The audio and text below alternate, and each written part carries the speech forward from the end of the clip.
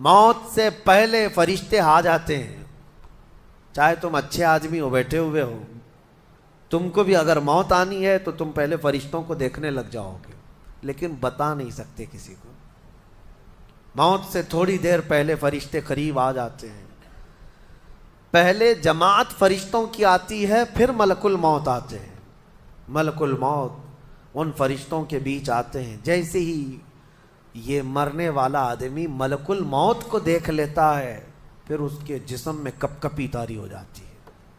اور ایسی کپ کپی طاری ہوتی ہے کہ کبھی پیشاب نکل جاتا ہے، کبھی پخانہ نکل جاتا ہے.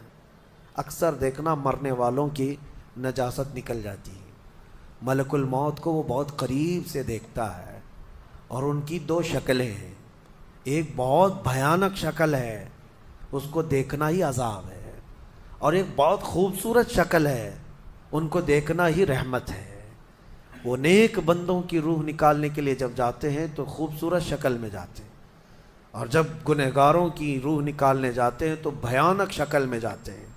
اور ان کو دیکھتے ہی مرنے والے کا جسم پیلا پڑ جاتا ہے، پیشانی اکھڑ جاتی، آنکھیں پھٹی رہ جاتی، اور پھر خرخرا آنے لگ جاتا ہے، یعنی خر کی آواز تیز ہو جاتی ہے.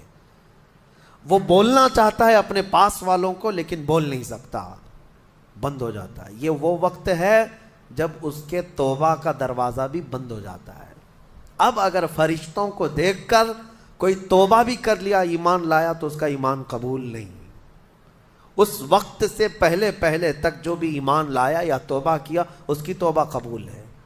لیکن موت کا خرخرا آ گیا اور فرشتوں کو دیکھ لیا، اس کے بعد بہت سارے کافر بھی پکاریں گے کہ ہم ایمان لاتے ہیں اللہ پر. نہیں، اب ایمان قبول نہیں ہوگا. موت اتنی آسانی سے نہیں آتی، اس کا پروسیس ہے.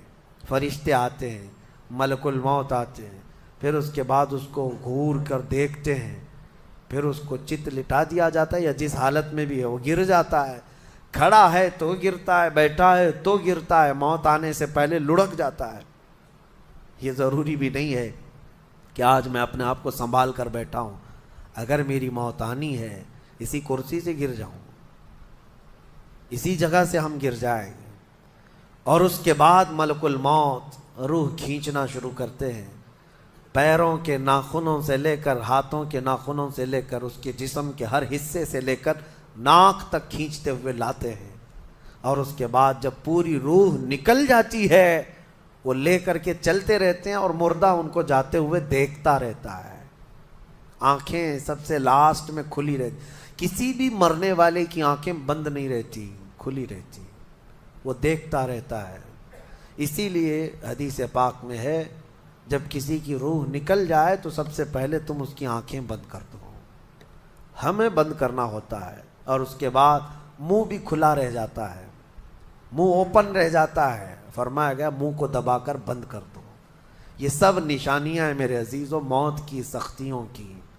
آپ کو پتہ ہے جب رسول کریم صلی اللہ تعالی علیہ وسلم کی وفات آئی، اللہ اکبر، نزع کا عالم اتنا سخت تھا کہ بار بار حضور اکرم صلی اللہ علیہ وسلم کو پورے پانی کے مٹکے انڈیل دیے جا رہے تھے. 3 مٹکے حضور پر انڈیل دیے گئے موت سے پہلے. اور حضور اس کے بعد تھوڑا آرام محسوس کرتے، اور پھر شدت کا بخار. اور وہ آخری وقت تھا جب حضرت فاطمہ آپ کے پاس آئی تھی. حضور نے ان کے کان میں بتا دیا، وہ رونے لگ گئی. کیا کہا تھا؟ حضرت فاطمہ کہتی ہیں حضور نے فرمایا، اے فاطمہ اب میں جا رہا ہوں، میرا آخری وقت ہے. پھر ایک دوسرے کان میں ان سے کہا، میرے خاندان میں سے سب سے پہلے تم مجھ سے ملنے والی. آج یوم فاطمہ بھی ہے، سیدہ کائنات کا آج یوم وصال ہے، 4 رمضان المبارک. تو رسول کریم صلی اللہ تعالیٰ علیہ وسلم حضرت عائشہ صدیقہ کے سینے سے سر لگا کر لیٹے ہوئے تھے. حضرت عائشہ فرماتی ہیں، سنو مجھے پتہ ہی نہیں تھا. حضور حضرت عائشہ سے زیادہ محبت کرتے تھے، اسی لیے آخر وقت میں حضرت عائشہ کے ہی حجرے میں رہنے لگے، باقی دوسری بیویوں کیا نہیں جاتے. حضرت عائشہ کہتی ہیں، میں حضور اکرم صلی اللہ تعالیٰ علیہ وسلم کو کبھی مسواک دے رہی، کبھی پانی کے چھڑکاؤ کر رہی. تھوڑی دیر کے بعد حضور اکرم صلی اللہ تعالیٰ علیہ وسلم لیٹے لیٹے اسی طرح رہ گئے. حضرت عائشہ کہتی ہے میرے سینے پر حضور کا سر تھا وہ اتنا بھاری ہو گیا مجھے لگتا تھا کہ میری پسلیاں ٹوٹ جائیں گی. یہ حضرت عائشہ کہتی ہیں مجھے ایسا لگتا تھا کہ میری پسلیاں ٹوٹ جائیں گی. ہوا کیا تھا؟ حضرت عائشہ فرماتی ہیں دروازے پر جبرائیل امین آئے. روح نکلنے سے پہلے کی بات ہے. حضرت عائشہ فرماتی ہیں حضور کے پاس جبرائیل آخری بار آئے. وہ غمگین حالت میں آئے یا جس حالت میں ہو.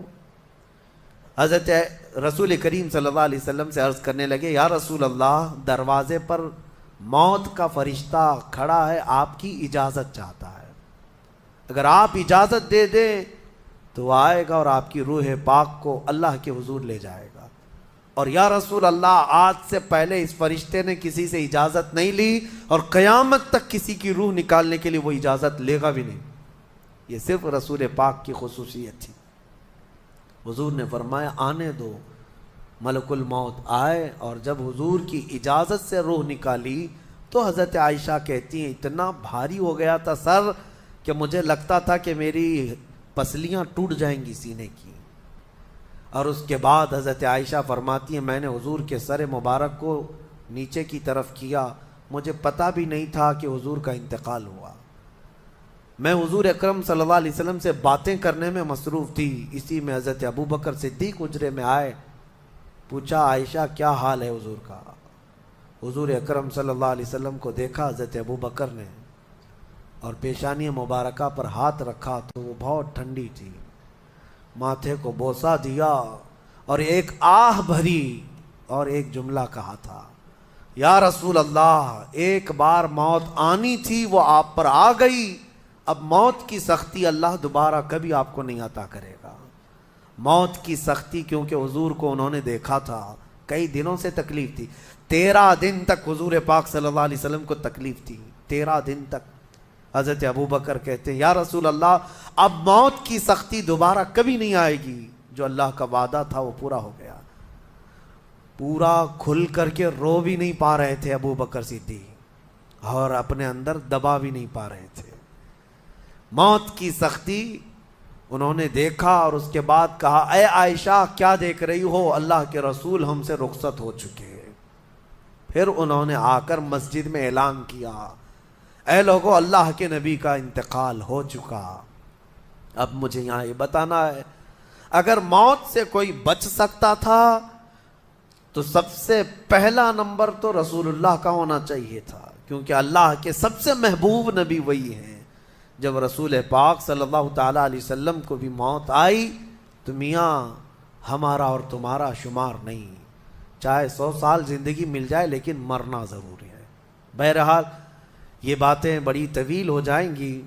موت کا تذکرہ اس لیے بھی میں زیادہ کرتا ہوں کہ حدیث پاک میں ہے مومنوں کو یہ تذکرہ کرو تاکہ ان کو گناہوں سے نفرت پیدا ہو جائے اور آخرت کے سفر کی تیاری وہ شروع کریں. اللہ کریم ہم سب کو دنیاوی خرافات سے محفوظ فرمائے. دنیا کی لذتوں سے اور یہ فانی خرافات میں مبتلا ہو کر آخرت بھولنے سے اللہ ہماری حفاظت فرمائے.